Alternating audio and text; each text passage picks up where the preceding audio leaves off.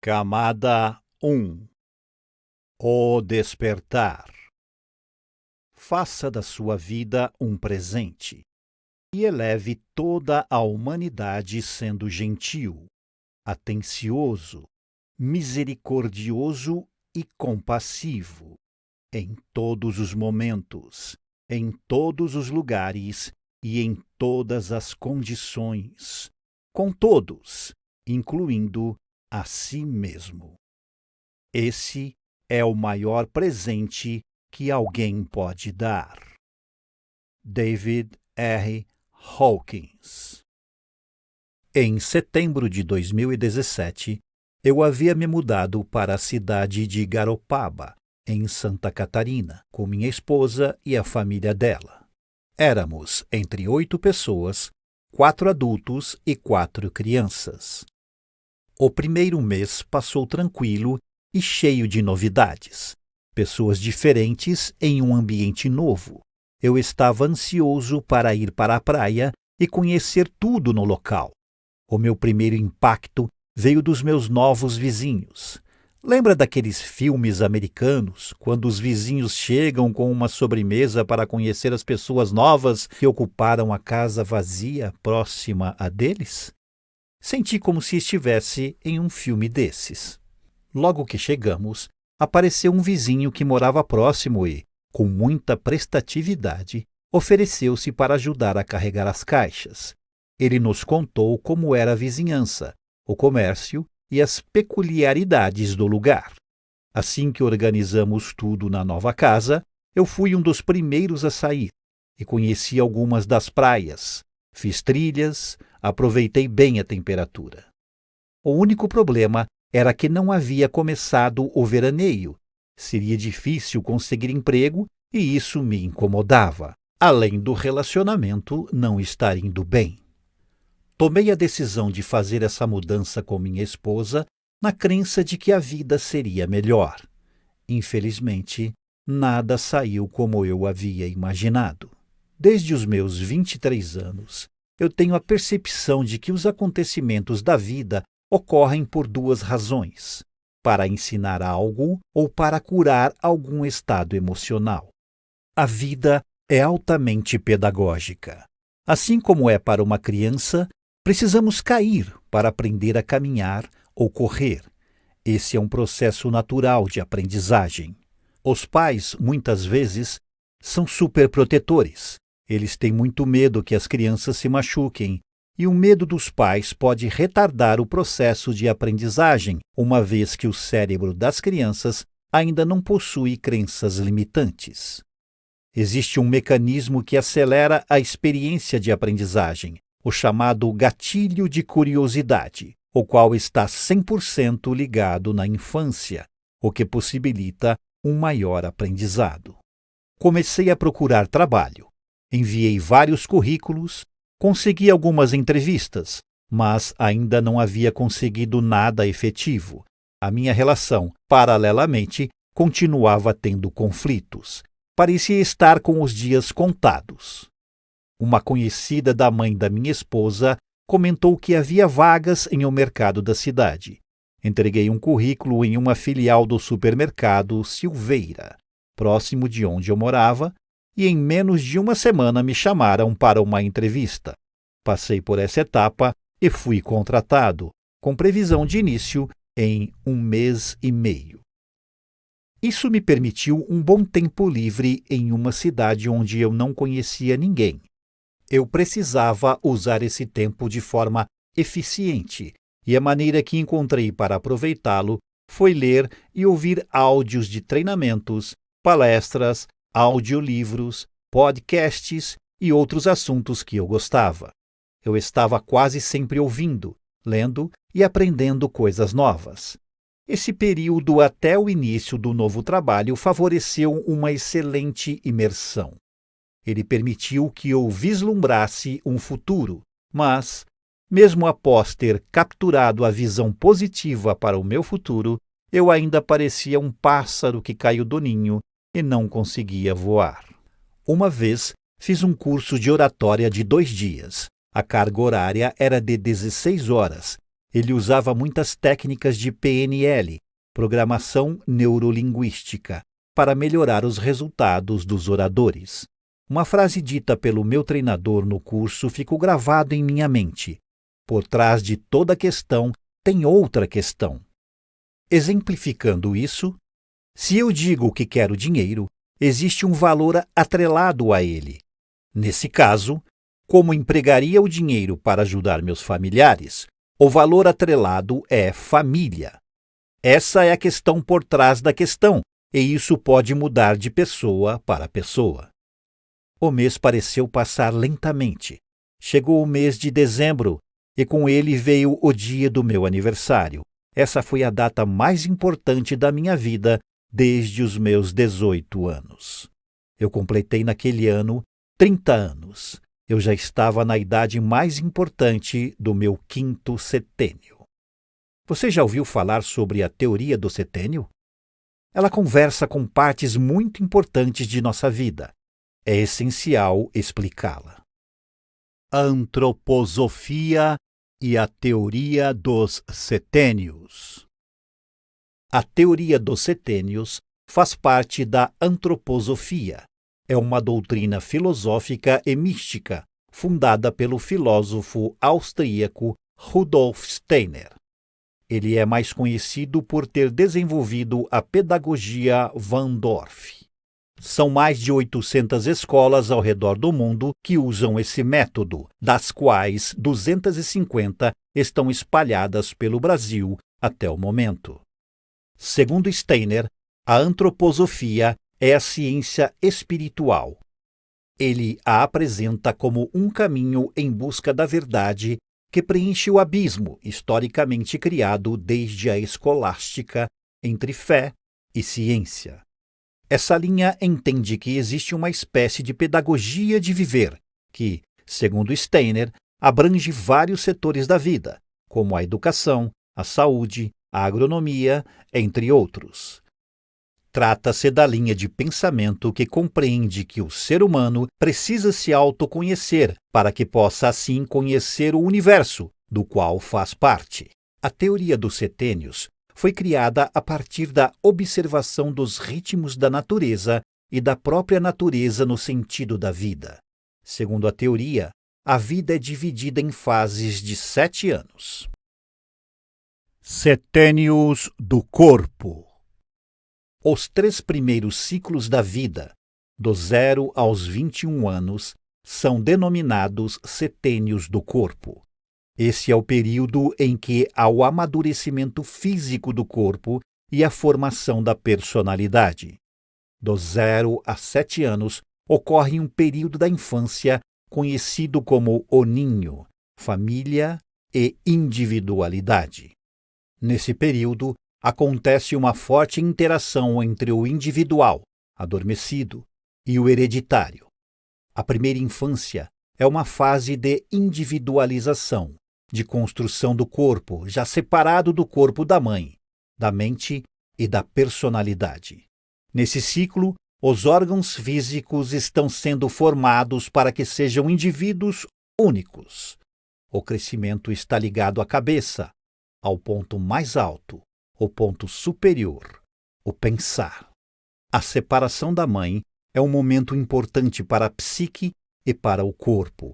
A neuropediatra Ana Carolina Coan, professora do Departamento de Neurologia da Faculdade de Ciências Médicas, FCM, da Universidade Estadual de Campinas, Unicamp, acredita que a criança tende a acreditar que ele e a mãe são a mesma pessoa.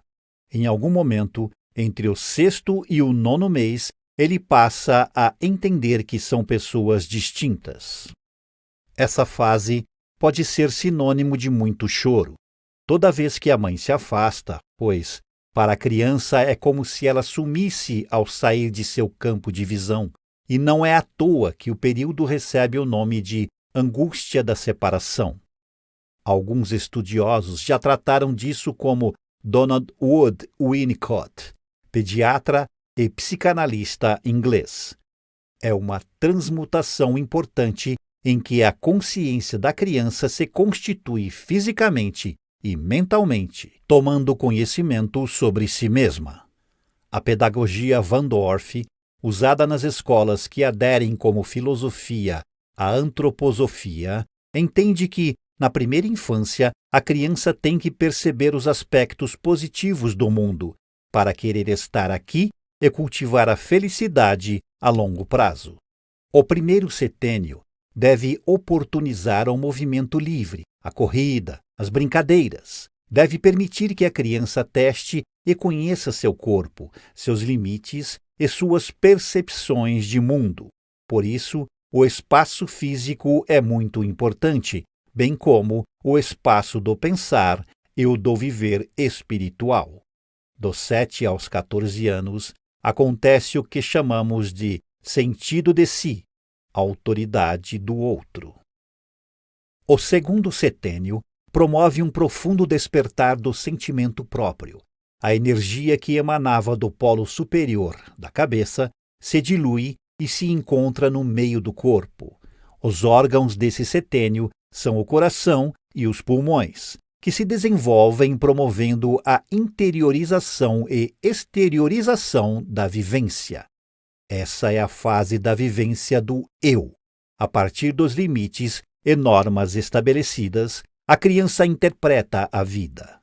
É o momento de troca dos dentes e do desenvolvimento da autonomia. É a fase de permuta entre o mundo interno e o externo. É nesse ponto que a autoridade dos pais e professores assume um papel importante, pois eles são mediadores do mundo no qual a criança se insere. Se a autoridade é excessiva, a criança pode ter uma visão pesada e cruel do mundo. Se a autoridade e a cobrança são muito fluídas e sem ressonância, a criança pode ter uma visão demasiadamente libertária do mundo, não inibindo comportamentos perigosos.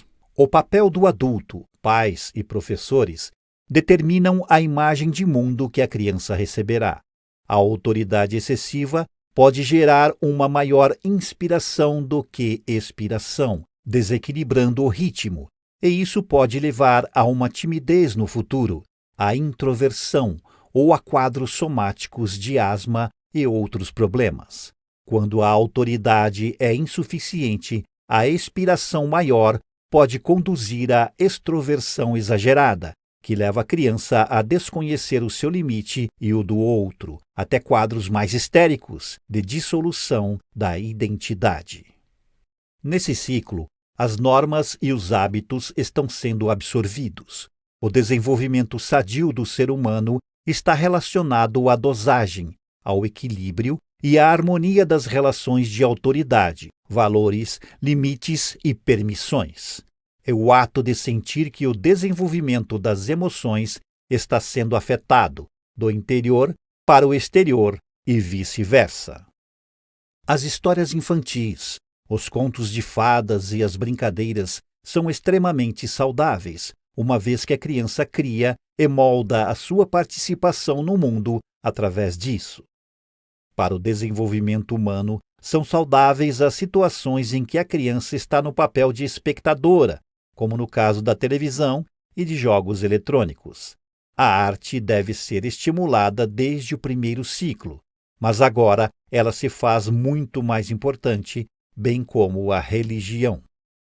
Os mundos artístico e religioso auxiliam no sentido de si e do mundo, fluindo a alma, que busca a beleza e a fé, e, sobretudo, fazendo um contraponto à dura descoberta das diferenças, pois é também nessa fase do conhecimento de si que percebe-se as diferenças entre cada ser na sociedade.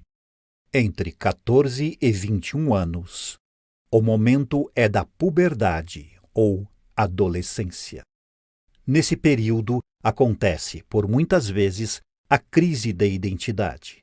O que todo adolescente busca? Liberdade. Ele não quer a presença e a opinião dos pais, dos irmãos, muito menos dos professores. O que rege esse ciclo é o sentido de liberdade no sentido corporal. As forças que se acumulavam nos órgãos centrais se espalham e chegam aos membros e no sistema metabólico. Essa é a fase da afirmação do eu. Essa fase é regida pelo sentido de liberdade. Os círculos sociais se expandem e a família não é mais o centro.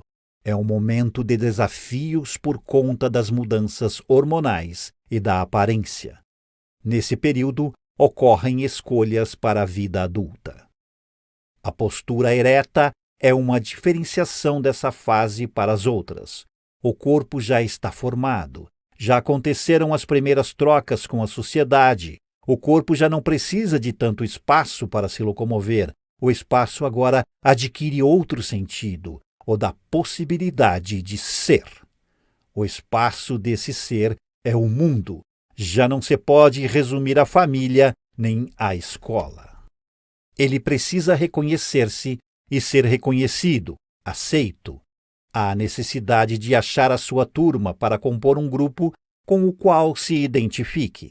A liberdade nesse ciclo atua como a vivência do bom no primeiro ciclo e do belo no segundo ciclo.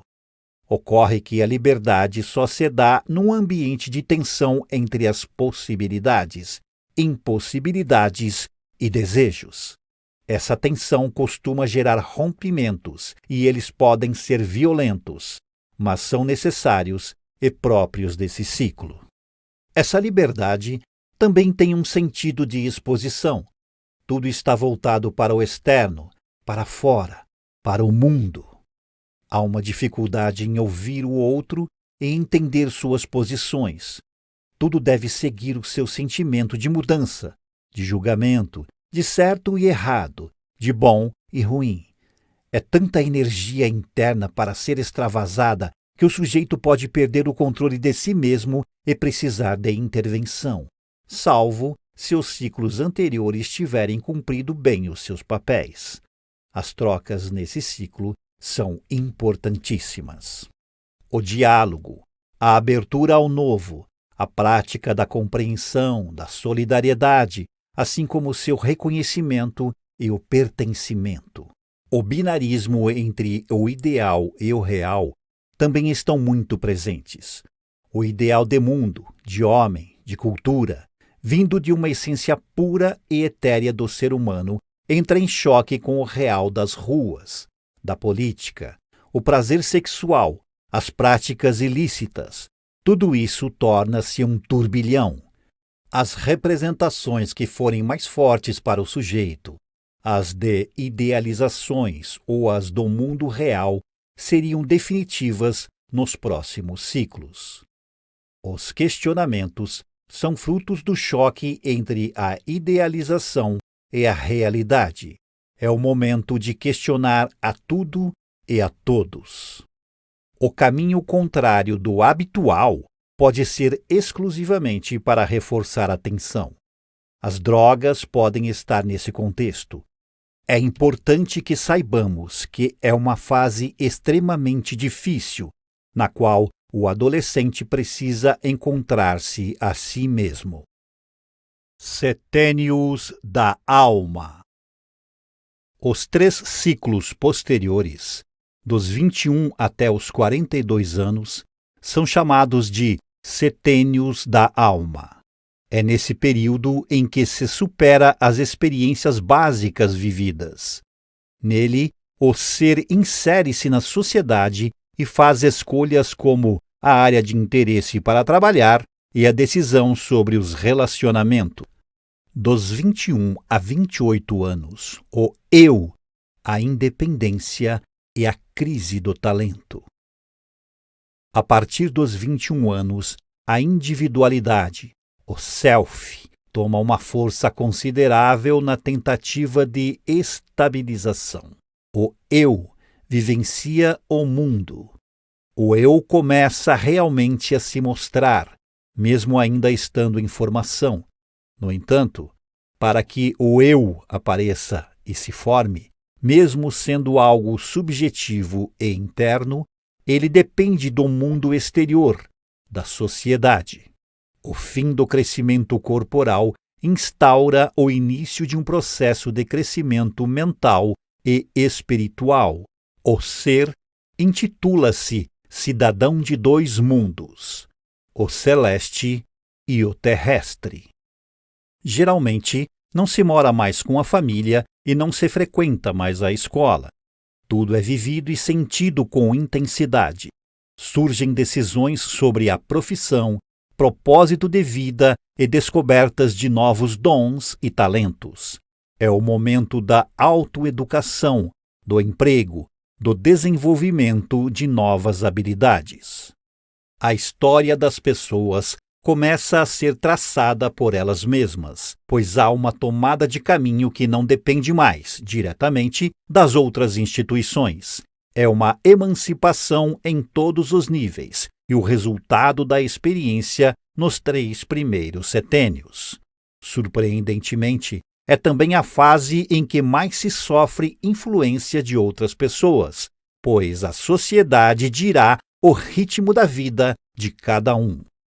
Nesse ciclo, os valores, aprendizados e lições de vida passam a fazer mais sentido. As energias estão mais pacificadas. O lugar ocupado no mundo é o principal objetivo. A colocação profissional assume um papel muito importante.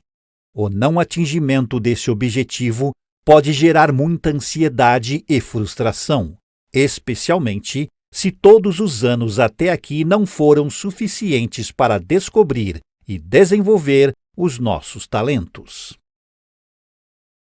Dos 28 aos 35 anos. A fase organizacional e das crises existenciais. Quem nunca ouviu falar da crise dos 30? Foi ela que me fez conhecer essa teoria. Ela não é um mero mito. Ela existe e tem explicação. No meu caso, não foi uma crise, e sim uma reflexão mais profunda que o habitual. O 5º setênio. Essa é a fase onde o eu questiona e organiza o mundo. Esse setênio começa com essas crises na vida, o abalo da nossa identidade, a cobrança do sucesso que talvez ainda não tenha atingido, a certeza de não poder tudo o que se quer, onde se vive a frustração e a tristeza. As sensações de angústia e vazio são muito comuns. Em algumas sociedades, as pessoas nesse ciclo não encontram um lugar para si e se veem entre a juventude e a velhice ou maturidade. As pessoas passam a não se conhecerem, pois seus gostos mudam, ou por si mesmos, ou pela pressão dos outros. Sentem-se impotentes na passagem da juventude para a maturidade, de um viver mais impulsivo para um viver mais sério, responsável, voltado para a família e para o trabalho. Nesse ciclo, os sentimentos levam também a uma busca espiritual maior, um caminho da alma. A suscetibilidade ao cosmos, as oscilações e às vezes a harmonia custa a acontecer. Existe a cobrança por estrutura, firmeza, estabilidade, uma base, um pilar, que seja material e que também seja mental e espiritual. A antropofagia acredita que, logo após aos 31 anos e meio, que corresponde à metade do 63º ano de vida, vive-se o final das atuações planetárias e zodiacais. Depois dessa idade, experimenta-se a liberdade. Essa fase é a de auto-organização. É nesse ciclo que se pesa uma série de coisas, avalia-se a trajetória da vida. Esse lugar exige a pergunta: quem sou eu? Há uma renovação a partir desse ciclo. Enfrentam-se crises e é por meio delas que se constroem novos pensamentos, novos valores, términos de relacionamentos e começos de outros. Muda-se de emprego, de ideologias, de crenças, enfim. Conhecem-se momentos de crises para a organização e reorganização do ser. Entre os 35 e 42 anos. Acontece a crise de autenticidade. Esse setênio é o ciclo onde o eu questiona a si mesmo sobre os valores e a importância do que se adquiriu. Embora tenha suas peculiaridades, está ligado ao setênio anterior, ruminando os resultados das crises. Reconhecemos também uma espécie de crise neste setênio, mas uma crise que busca uma autenticidade, conexão interior, gerada pelas conexões com os desafios vividos no setênio anterior. Adquiriu-se até aqui mais capacidade de julgamento e goza-se de mais maturidade psíquica e emocional. Em geral, já se acumularam alguns bens materiais ou, ao menos, atingiu-se uma renda que seja suficiente para as questões básicas de consumo. O desafio, então, é encontrar valores espirituais e reconhecer-se como seres únicos. A pergunta é: como encontrar o caminho para a essência do mundo e para a própria essência? Esse setênio configura a última fase do desenvolvimento da alma propriamente dita, na qual há a propensão a adentrar mais profundamente no nosso mundo espiritual, na parte mais sensível de nós. Isso passa a acontecer com mais força neste setênio, pois aqui já há maturidade e aprendizado suficiente para esse conhecimento. A carreira, a família ou não, os desejos tiveram o seu tempo. Já alcançaram as conquistas mais urgentes.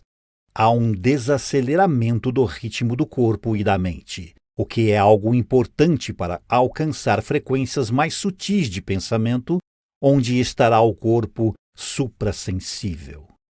É possível que esse ciclo traga um descontentamento com o novo. Pode ser que o sujeito questione-se se ainda há algo novo para se fazer.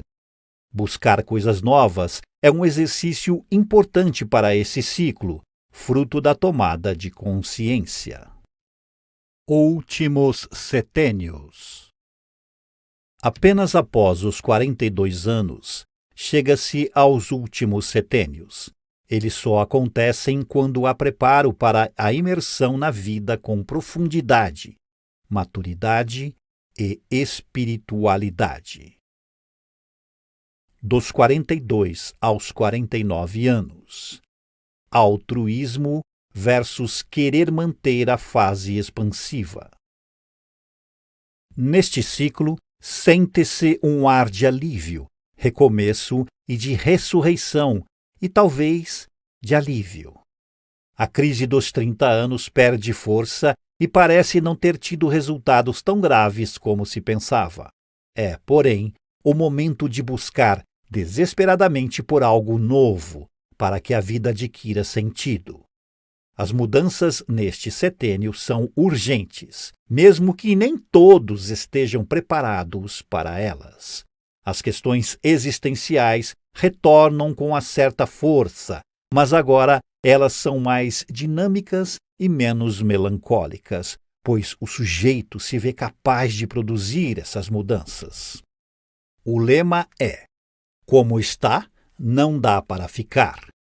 Essa dinâmica impulsiona a tomada de decisões que, por vezes, ficam anos sendo gestadas dentro de si.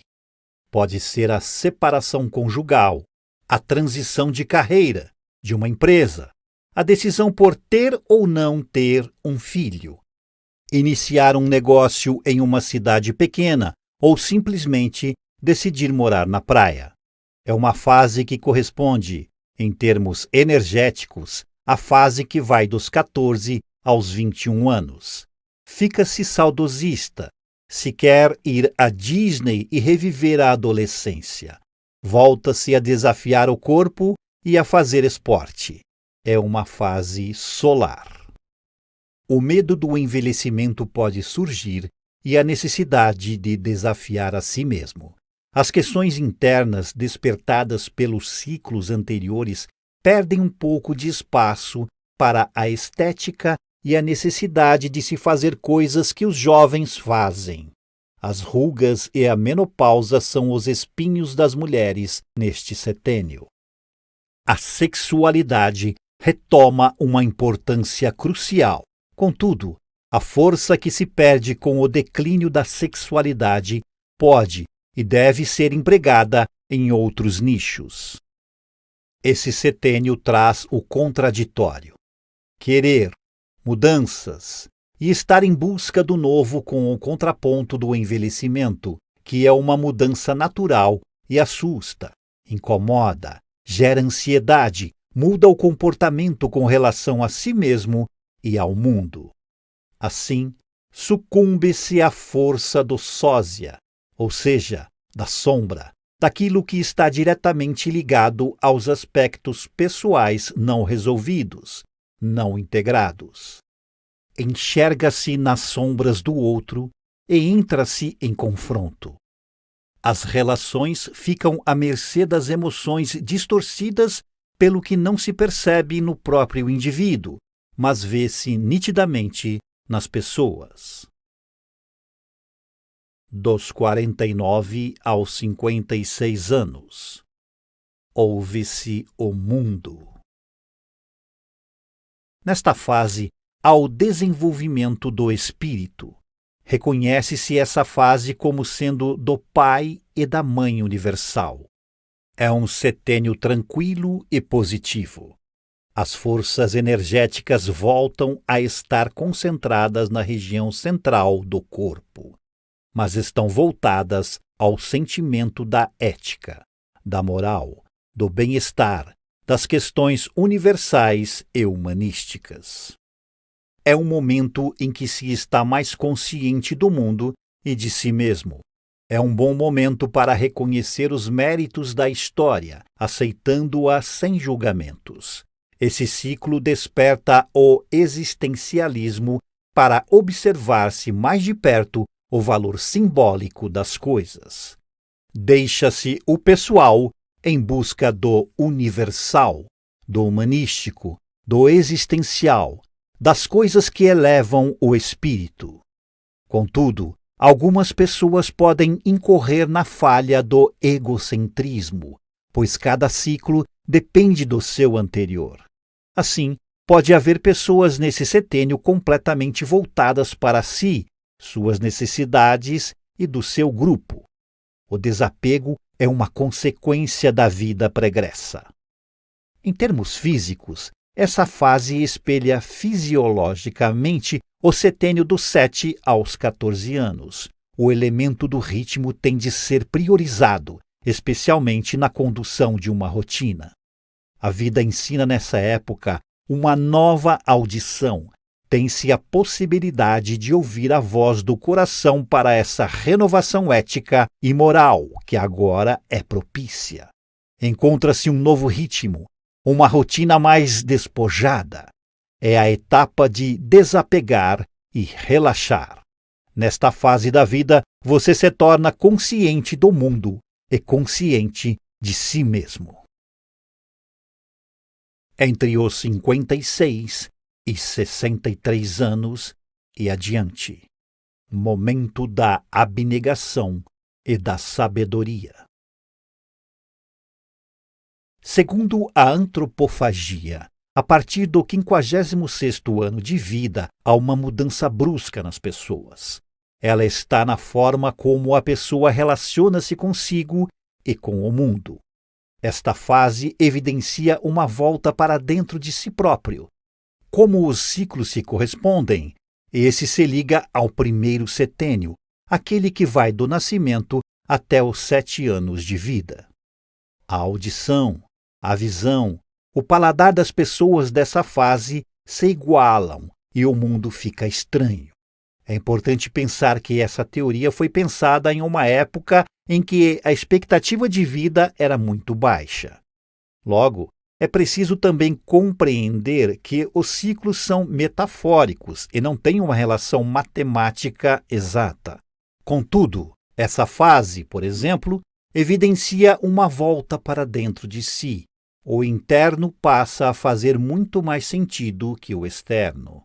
É importante internalizar-se, desenvolver os sentidos espirituais. A comunicação com o mundo externo passa a ter ruídos, principalmente pelas mudanças que a sociedade sofreu neste período inteiro. A reclusão passa a ser algo natural, boa para a autorreflexão e a busca pela essência.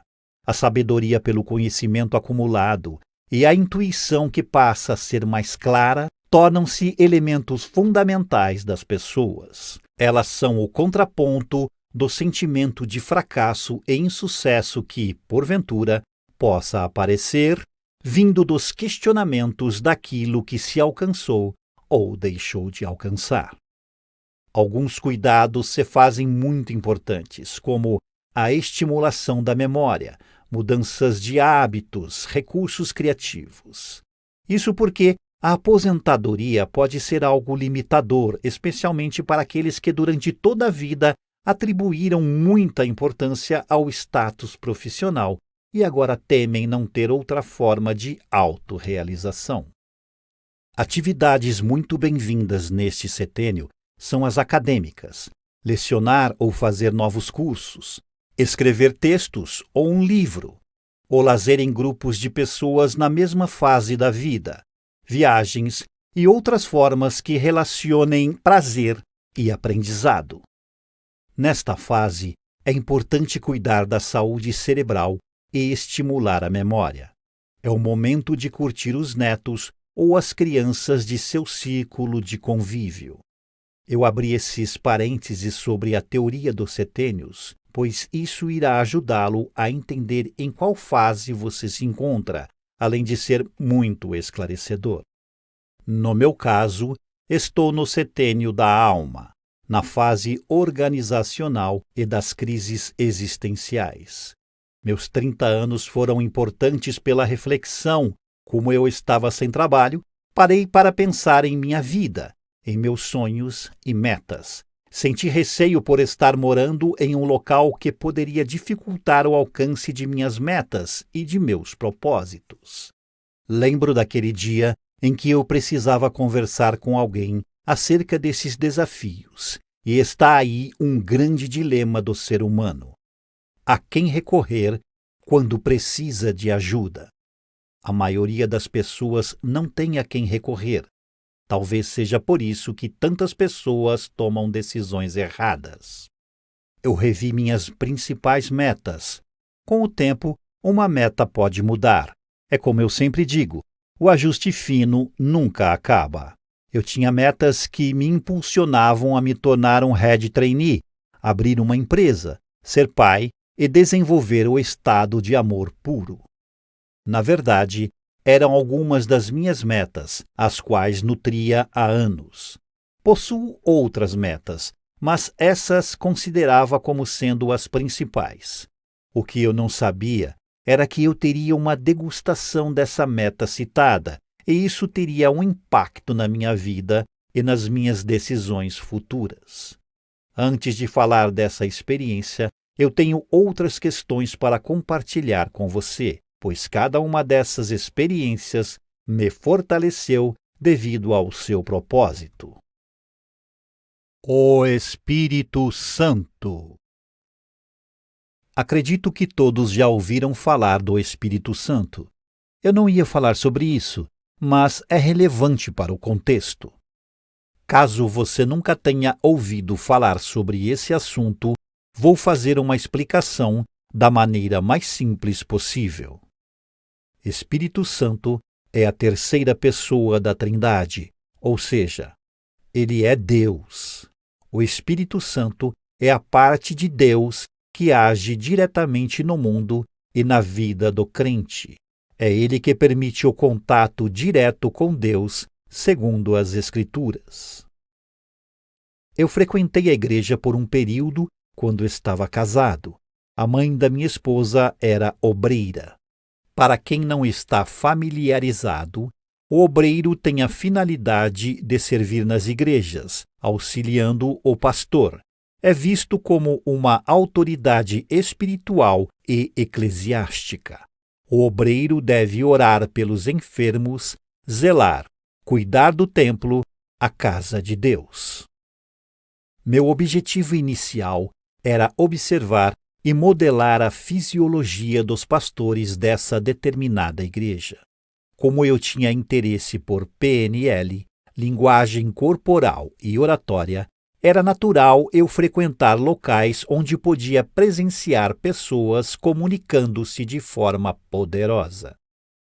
Uma certa noite, em um culto, eu fui até a frente do público em um momento em que eram chamados todos para uma comunhão, e tive uma experiência que poderia se chamar de uma conexão com o Espírito Santo. Em meio à oração, eu entrei em estado de êxtase e enxerguei uma imagem na qual eu abraçava e declarava amor a um morador de rua, e senti um prazer imenso jorrando do meu peito e vibrando em todo o meu corpo. Eu tentei compartilhar essa experiência, mas a desclassificaram e a diminuíram, como se quisessem dizer que só existe contato com o Espírito Santo se eu tivesse vontade de fazer algo para servir a igreja. Muitas vezes, as religiões colocam sua experiência espiritual em uma caixa.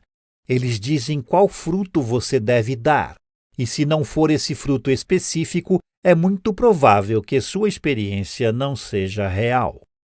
Com o tempo, percebi que a árvore que dá fruto vai levar pedrada, e fiquei analisando como são interessantes os seres humanos. Eles buscam a fonte e, em simultâneo, negam a onipresença 365 vezes durante o ano, caso não tenha os moldes indicados por uma autoridade no assunto.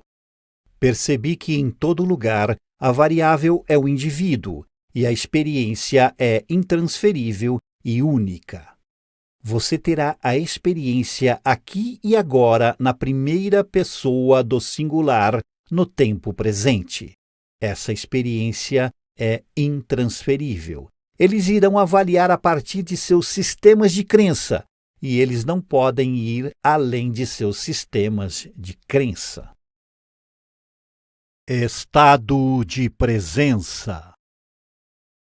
Essa experiência teve seu impacto. Ela me ajudou a ter uma percepção mais ampla em muitas coisas. Depois tive outra experiência que tem seu significado. Desde pequeno, eu sou empreendedor. Juntei latinha, papelão e cobre para fazer dinheiro. Vendi picolé e quase montei uma lan house com 2 sócios. Houve uma vez que usei uma ferramenta para empreender, que pode ser chamada de várias maneiras: marketing de rede, marketing multinível, network marketing ou marketing de relacionamento. Esse segmento me impressionou pelo sistema de treinamento. Certa vez estava estudando linguagem corporal e ouvindo um áudio de contatos com foco em acuidade sensorial, noções de leitura facial, e comecei a prestar atenção nas pessoas que falavam para exercitar o que eu estava aprendendo. E fazia isso com tanta frequência que um dia aconteceu. Me tornei consciente disso. Tive essa experiência e lembro dela até hoje como se fosse um filme. Eu estava contatando uma conhecida para apresentar os produtos da empresa em que eu trabalhava, quando, de repente, eu me dissociei de mim mesmo, como se estivesse fora do meu corpo, me observando, e observando essa conhecida. Eu conseguia observar a fisiologia dela, além de conseguir observar minha mente, como se eu fosse algo que está acima do corpo e da mente. Tentei compartilhar essa experiência. O que recebi foi achismo. Contudo, quando eu li o livro O Poder do Agora, entendi que aquilo era presença. Eu estava em um estado de presença que nunca senti em toda a minha vida. Eu experimentei o aqui e o agora. Isso permitiu-me a autoobservação. Se você está consciente a ponto de se observar, você consegue observar o ego. Tem muitas pessoas que veem o ego como um inimigo.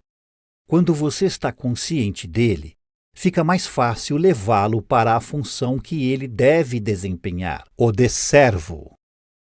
Indico um filme que fala sobre o ego e pode clarear a mente de quem se interessa pelo tema. Chama-se Revolver. Uma frase de Júlio César é citada no filme e retrata o ego. O inimigo se esconderá no último lugar em que você o procuraria. Voltando à experiência de sentir-se presente, ela é anterior ao fato acontecido na igreja. Elas se completam, na verdade. Eu tive essas duas experiências, mas a que realmente me transformou e teve um impacto total na minha vida foi aquilo que eu chamo de experiência de unidade. Vou falar sobre ela no próximo capítulo.